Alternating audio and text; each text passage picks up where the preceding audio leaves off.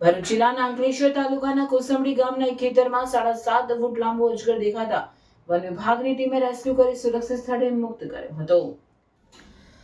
અંકલેશ્વરના કોસંબડી ગામના અજીતભાઈ વસાવાના ખેતરમાં 7.5 ફૂટ લાંબો અજગર દેખાતા સ્થાનિકોમાં કુતૂહલ અને ભયનો માહોલ સર્જાયો હતો.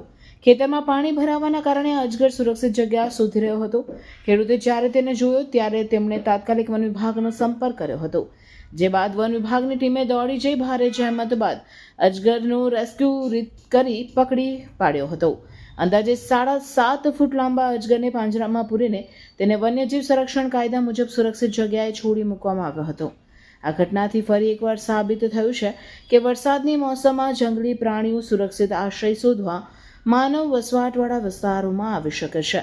વન વિભાગે લોકોને અપીલ કરી છે કે આવા સમયે સાવચેત રહે અને કોઈ પણ વન્યજીવ દેખાય તો તરત જ વન વિભાગ ભરૂચ 02642 246703 નો સંપર્ક કરવા જણાવ્યું છે.